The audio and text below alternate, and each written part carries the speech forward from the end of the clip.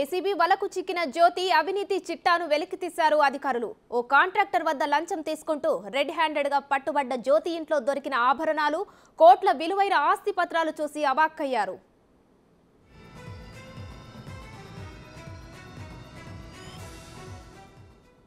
గిరిజన సంక్షేమ శాఖ ఇన్ఛార్జ్ సూపరింటెండెంట్ ఆఫ్ ఇంజనీరింగ్ గా విధులు నిర్వహిస్తున్న జ్యోతి బిల్లుల మంజూరు కోసం గంగన్న అనే కాంట్రాక్టర్ను లంచం డిమాండ్ చేసింది.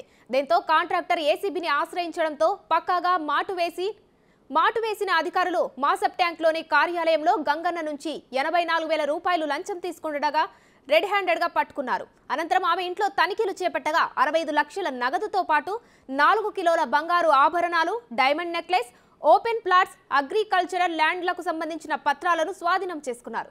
ఈ మొత్తం ఆస్తుల విలువ 10 కోట్లకు పైగానే ఉంటుందని అధికారులు తెలిపారు.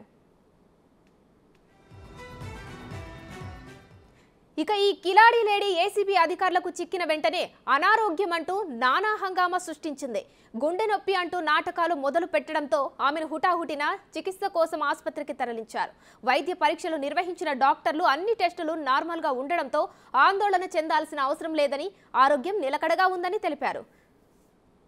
2 డీఈకో టెస్ట్ అనంతరం డిశ్చార్జ్ చేయగానే ఏసీబీ కోర్టులో ప్రవేశపెట్టి ఆ తర్వాత రిమాండ్కు తరలించేందుకు అధికారులు రంగం సిద్ధం చేశారు.